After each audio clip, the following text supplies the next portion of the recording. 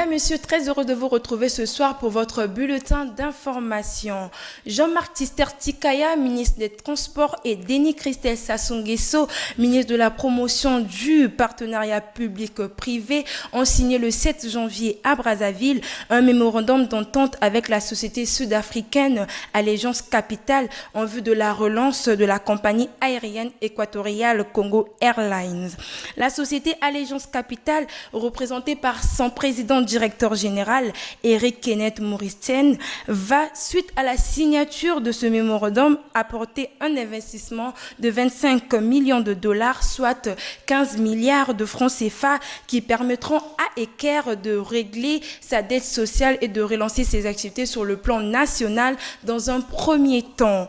Le Parlement réuni en congrès a voté le 7 janvier 2022 à l'unanimité et sans abstention le projet de loi constitutionnelle portant révision de l'article 157 de la Constitution du 25 octobre 2015, récemment adopté par les deux chambres du Parlement. Cet article qui stipulait dans son deuxième alinéa que la limitation de l'état d'urgence et de siège ne devrait pas excéder une durée de 20 jours a été rallongé à 90 jours, soit 3 mois.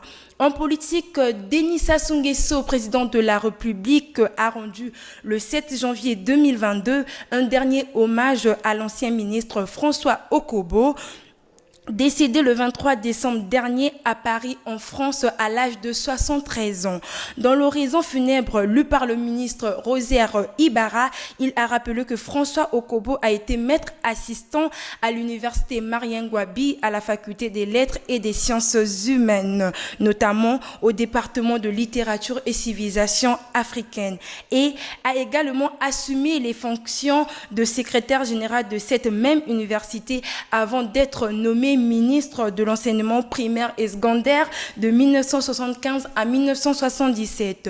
243 enseignants vacataires, volontaires et prestataires ont reçu le 7 janvier 2022 à Brazzaville des mains du ministre de l'enseignement préscolaire, primaire et secondaire et de l'alphabétisation, Jean-Luc Muntu, leur arrêté d'intégration. Cette initiative fait suite à la nécessité de combler le déficit en personnel enseignant, chiffré à environ 20 000.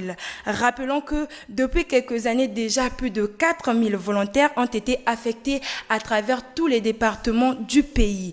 Parlons cinéma. Sidney Poitier, premier star noir d'Hollywood, s'est éteint le 7 janvier 2022.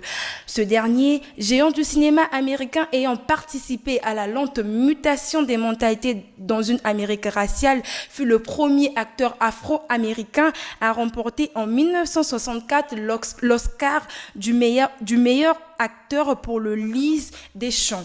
Grâce à ces rôles, le public a pu concevoir que les Afro-Américains pouvaient être médecins, ingénieurs, professeurs ou encore policiers. En sport, la Corée du Nord a affirmé le 7 janvier 2022 via les médias d'État que le boycott diplomatique des Jeux olympiques d'hiver à Pékin en Chine par les États-Unis et certains de leurs alliés est une insulte à l'esprit olympique. Selon l'agence officielle KCNA, les autorités sportives nord-coréennes auraient envoyé une lettre à leurs homologues chinois pour condamner ce boycott diplomatique, en vertu duquel les États-Unis, le Canada, l'Australie et le Royaume-Uni n'enverront pas le représentant officiel à Pékin, bien que leurs sportifs participeront aux compétitions. Washington a justifié cette mesure à cause de non-respect des droits de l'homme en Chine. Toujours en sport, nous vous rappelons que la Coupe d'Afrique des Nations Cameroun 2022 débutera bel et bien demain 9 janvier. Le match d'ouverture opposera le Cameroun, pays hôte, au Burkina Faso. C'est la fin de cette édition. Merci de l'avoir suivi. On se dit à la prochaine pour de nouvelles informations. Merci.